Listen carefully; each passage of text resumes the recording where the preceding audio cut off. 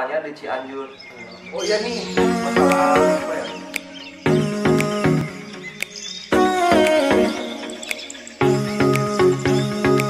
Omae wa mou shindeiru.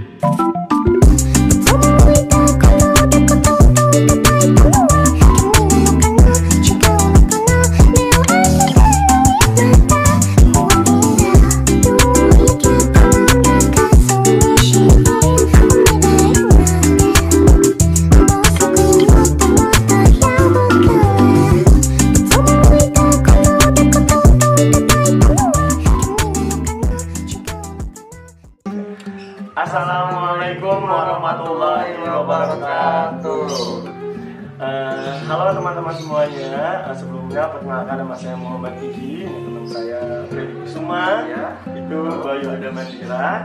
Nah teman-teman, di video kali ini kita bakalan membahas materi yang telah dosen kita sampaikan, maksudnya diberikan kepada kita, gitu. Yaitu materinya itu tentang komunikasi interpersonal di era digital, teman-teman. Nah mungkin nanti akan lebih kompleks dibahas oleh teman-teman saya ini. Cuman di sini saya akan membahas dasar dari mungkin dari pengertiannya aja gitu.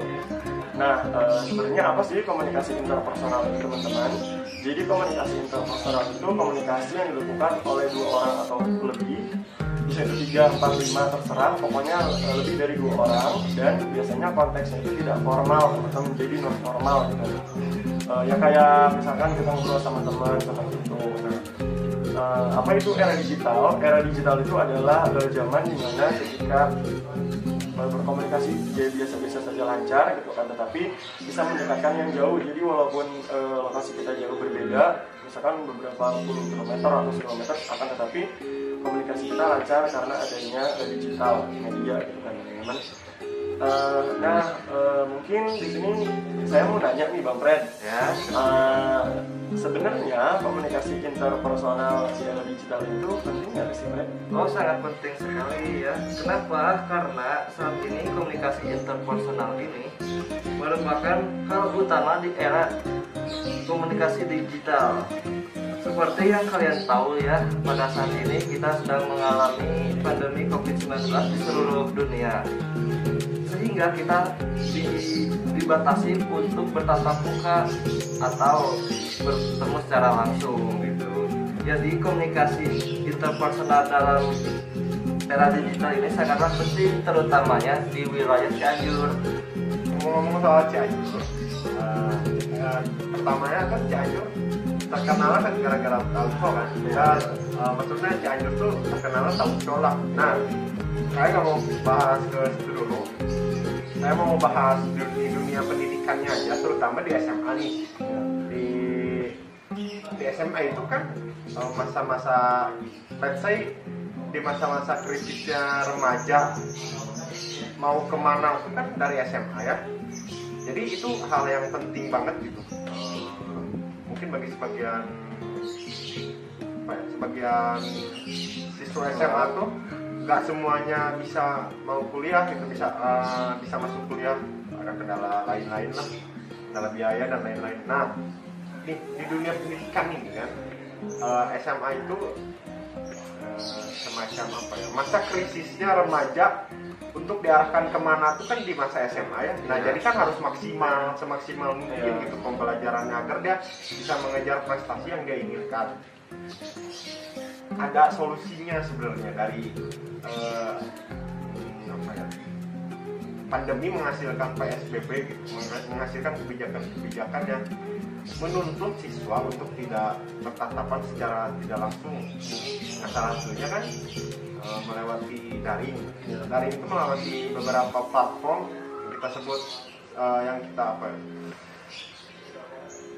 banyak yang populer, tapi ini yang lebih populer tuh ada Zoom sama Google Meet. Tapi yang berubah media itu banyak banget ya teman-teman, kayak misalkan media sosial media gitu, ya aplikasi yang untuk membuat belajar mudah gitu, seperti Zoom yang tadi, Zoom, Google Meet, Edmodo gitu kan. Cuman yang fokus di sini tuh kayak aplikasi tatap muka yang emang ditujukan untuk ngobrol secara interpersonal, jadi secara langsung gitu, kayak Zoom dan kayak Meet. Benar kayak gitu. Nah,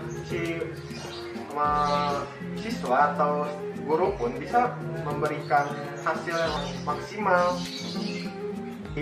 Guru dan murid itu sama-sama memberikan energinya supaya mereka sama-sama maksimal gitu. Contohnya guru memberikan pembelajaran melewati Google Meet misalkan, itu kan maksimal ya, masuk ke ke siswanya tuh maksimal lah intinya. Soalnya kan itu kayak tatap muka langsung, tapi beda jaraknya beda. Iya benar. Kan untuk meminimalisir pertemuan, jadi seperti itu gitu. Kita nggak bisa tatap langsung. Nah, siswa pun, bukan guru aja nih, siswa pun bisa memaksimalkan apa yang ia dapat. Siswa pun bisa berdiskusi, dan misalkan kalau ada tugas kerja kelompok, siswa yang misalkan tidak memungkinkan untuk bertemu satu sama lain, mereka pun memakai platform yang sama. Disitulah terjadinya sharing. Kalau misalkan ada yang nggak ngerti, dia ditanyainnya di situ. Banyak sekali keunggulan yang didapat dari platform-platform tersebut yang memudahkan mobilitas di pandemi ini, terutama di masa ini kan sering banget PSBB ya. Bukan sering banget sih, udah lama PSBB. Udah lama kan, tapi kadang dicabut kadang enggak kan. Itulah yang namanya tidak kompeten. Ya begitulah. Misalkan kerja kelompok tuh bisa bukan kerja kelompok, misalkan ada satu kelompok dari siswa itu yang ingin presentasi ke gurunya, dia bisa presentasi lewat platform tersebut. Nah,